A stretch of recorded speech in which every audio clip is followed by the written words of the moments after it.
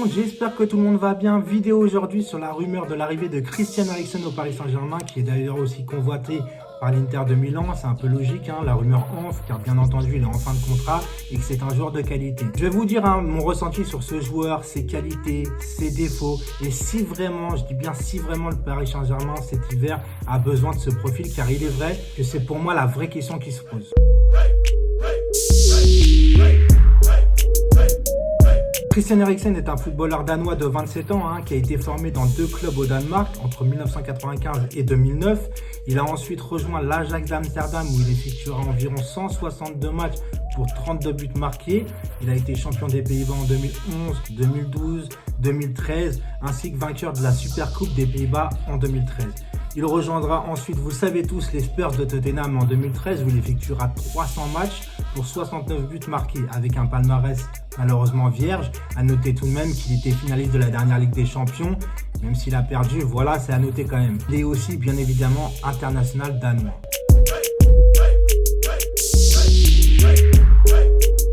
Son poste de prédilection, sachez-le, c'est un milieu offensif, car j'ai entendu énormément de conneries qu'il mettrait en concurrence Marco Verratti. Mais c'est pas du tout le même poste. À la rigueur, il pourrait jouer à ses côtés en tant que milieu relayeur, mais pas le concurrencer vu qu'il n'a absolument rien à voir. Eriksen a des qualités premières offensivement, très bon joueur de passe, extrêmement précis. Il a aussi une grosse frappe de balle et qui cadre aussi souvent, c'est très important. Il a une bonne vision de jeu, il sait ce qu'il doit faire avant de recevoir le ballon, mais s'il a bien un défaut, je trouve qu'il pêche un peu au niveau physique. Que ce soit en termes de gabarit, je trouve qu'il se fait bouger assez facilement et il tire la patte en fin de match. Il a un peu du mal à finir ses matchs, alors est-ce que c'est un problème de préparation globale et d'un manque de travail? Est-ce qu'il a une bonne hygiène de vie? Moi j'en sais rien, mais tout ça compte dans les performances d'un footballeur. Et pourquoi aujourd'hui ce joueur n'a jamais été recruté par un grand club d'Europe?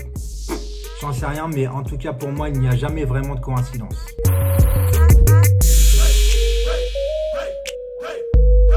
La vraie question aujourd'hui, c'est a-t-on besoin, que ce soit en hiver ou la saison prochaine, de son profil? Pour ma part, la réponse est non. Bien évidemment, je ne crache pas sur son talent, mais recruter pour recruter, ça ne sert pas à grand chose. Il jouerait où dans l'équipe actuelle? Tu joues avec tes 4 fantastiques devant, à savoir Di Maria, Mbappé, Neymar et Icardi, avec 2 milieux qui restent à définir, mais il ne peut pas jouer avec ces 2 milieux qui doivent avoir un profil défensif. Peut-il déloger les 4 fantastiques devant? Pour ma part, non. Donc il faudrait repasser en 4-3-3 et abandonner le 4-4-2 qui fonctionne avec l'état d'esprit qui va avec. Ça serait une erreur. Donc il servirait alors à la rotation, donc en concurrence directe avec Sarabia, bien que je pense qu'Eriksen est supérieur à Sarabia, mais inférieur au titulaire. Donc en gros, tu le recrutes pour concurrencer ton remplaçant. C'est vraiment compliqué, je préfère de loin qu'on se concentre à recruter une doublure à Bernat, car Kurzawa, vous savez ce que j'en pense. C'est pas ça du tout. Baker, on ne sait toujours pas ce qu'il vaut parce qu'il ne joue jamais. Et recruter aussi pas en doublure mais en concurrence directe Meunier, car Meunier défensivement ça va pas.